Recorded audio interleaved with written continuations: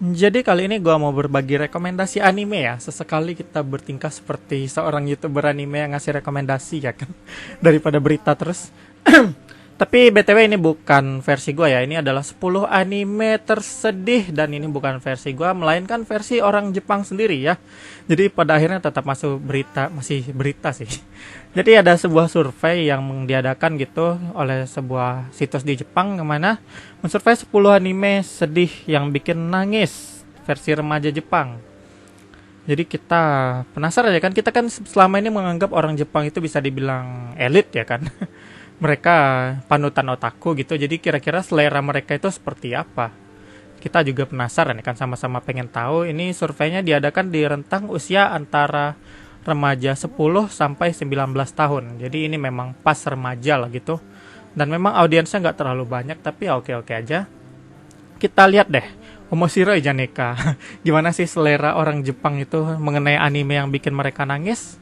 Dan langsung aja itu yang ke-10, Your Line in April ya, atau Shigatsu no wa Kimi no Uso. Ya ini mungkin jelas memang sedih ya. Gua aja sampai memang meneteskan air mata waktu nontonnya. Di Indonesia aja yang jadi bercandaan. Terus yang ke-9 Tokyo Magnitude, itu yang anime tentang gempa ya, wajar mungkin karena memang di Jepang juga sering gempa. Terus Violet Evergarden juga masih wajar, dan ReZero. Ternyata ReZero juga bikin orang nangis ya kan. Orang Jepang nangis gitu. Memang sih kalau kita serapin penderitaannya Subaru memang nyesek juga sih. Terus Anohana itu jelas sedih. Ini anime-anime kita tahu ya. Dan yang nomor 5 tuh Crayon Shinchan loh. Ini malah greget kan, kok bisa Crayon Shinchan yang bikin anime paling ngakak gitu, gokil, pas masa-masa kecil malah bikin nangis. Terus yang keempat ini mulai aneh ya. My Hero Academia. Ya mungkin lebih ke emosional ya. My Hero Academia memang ada momen emosionalnya gitu. Terus yang ketiga Your Name atau Kimi no Nawa ya. Ya memang sedih sih, gua nggak sampai nangis tapi memang hampir nangis lah. Terus yang kedua itu A Silent Voice atau Koe no Katachi. Ini anime yang kita tahu semua ya, dari 10 sampai nomor 2-nya. Terus nomor 1-nya kira-kira apa? Demon Slayer, Kimetsu no Yaiba. Brah, maji kayo. Oi oi oi. Maji kayo.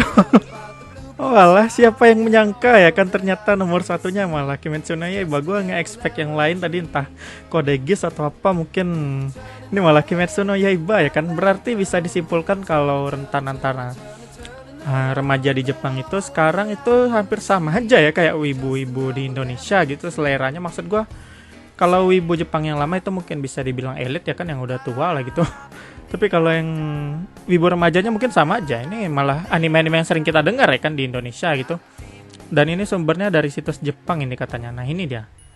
Berarti memang bener ya kan, ini situsnya memang bertuliskan bahasa Jepang semua ini. Mereka yang ngadain survei gitu. Nomor 1 sampai 10, dan nomor 1-nya Kimetsu no Yaiba. Itu beneran gak terduga lah gitu. Asli dah. Ya, berarti satu hal yang kita tahu jadinya dari hal ini, berarti selera remaja di Jepang itu sama remaja di Indonesia itu lebih kurang sama aja. Jadi kita nggak perlu merasa malu kali ya sebagai fans KNY lah gitu. Soalnya di orang Jepang aja suka ya kan, bahkan mereka sampai menangis itu nonton anime Kimetsu no Yaiba-nya. Jadi ya kayaknya fine-fine aja kalau kita jadi fans KNY dan nggak perlu merasa, ya seperti yang gue bilang tadi, nggak perlu merasa malu walaupun di Indonesia sering dihujat ya kan. Ditunjukin aja, lihatnya surveinya, orang Jepang aja suka tuh nonton Kimetsu no Yaiba, mau ngomong apa lu lagi katanya. Bilang gitu aja nanti. Jadi itu tadi dia pembahasannya. Gimana menurut kalian? Ini benar-benar menambah pengetahuan ya. Gue aja itu agak kaget juga ngelihat nomor 1-nya KNY. Kalau versi kalian sendiri itu anime yang paling bikin nangis itu anime apa? Silahkan tuliskan di komentar deh, kita sekalian sharing ya kan. Dan ya, sampai ketemu di video lainnya. Bye bye.